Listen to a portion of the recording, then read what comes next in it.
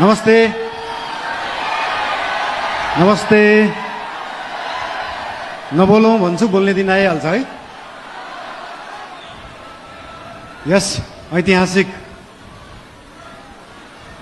राष्ट्रिय स्वतन्त्र पार्टीको पहिलो महाधिवेशनमा उपस्थित पार्टीका सभापति रवि लामिछानेज्यू, विशेष अतिथिका रूपमा आउनुभएका पूर्व प्रधानमन्त्रीज्यू, प्रमुख प्रतिपक्षीय दलका सभापतिज्यू तथा सम्पूर्ण विशिष्ट अतिथिहरू, पार्टीका पदाधिकारीहरू, मन्त्रीगणहरू, सांसदज्यूहरू तथा उपस्थित सम्पूर्ण देशप्रेमी राष्ट्रिय स्वतन्त्र पार्टी प्रेमी सबैलाई हार्दिक शुभकामना दिन चाहन्छु।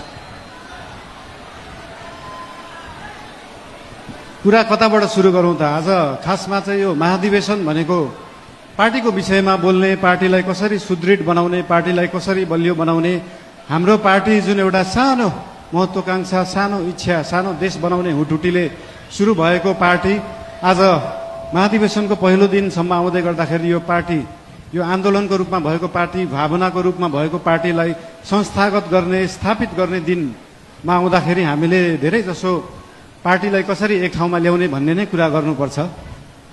आज विभिन्न विशिष्ट अतिथिहरूले विभिन्न सल्लाह दिनुभएको छ, शुभकामना दिनुभएको छ, सुझावहरू पनि दिनुभएको छ, चिन्ता पनि लिनुभएको छ। सरकार भनेको त गाडी जस्तो हो, गाडीमा एक्सिलेटर मात्र होइन, ब्रेक हुन्छ, ब्रेक पनि लाउनुपर्छ भनेर चिन्ता पनि मान्नुभएको छ। त्यस्तो चिन्ता चाहिँ लोकल रोडहरूमा हिँड्दाखेरि गाडी सिधा गइराख्दाखेरि कहिले लेफ्टबाट गाडी आउँछ, कहिले राइटबाट मान्छेहरू आउँछ। तर हाम्रो गाडी लोकल रोडमा हिँडेको गाडी होइन, हाम्रो एक्सप्रेस वेमा हिँडेको गाडी हो। गन्तव्यमा पुगेपछि मात्रै ब्रेक लाग्छ, गन्तव्यमा पुग्नुभन्दा अगाडि ब्रेक लाउन जरुरी हुँदैन। र हाम्रो गाडी अनियन्त्रित पनि छैन, वातावरण पनि मिलेर गएको छ। त्यही भएर हाम्रो पार्टीप्रति, हाम्रो सरकारप्रति जुन चिन्ता लिनुभएको छ त्यसको लागि धेरै धेरै धन्यवाद पनि दिन चाहन्छु। चिन्ता लिनु राम्रो कुरा हो। जनता र जनताको भोट भनेको हावा जस्तो हुन्छ, कहिले हावा यताबाट चल्छ, कहिले उताबाट चल्छ भनेर चिन्ता लिनुभएको छ। हामीले कुनै हावा चलाएका छैनौँ, हामीले बाढी ल्याएर खोला फर्काएको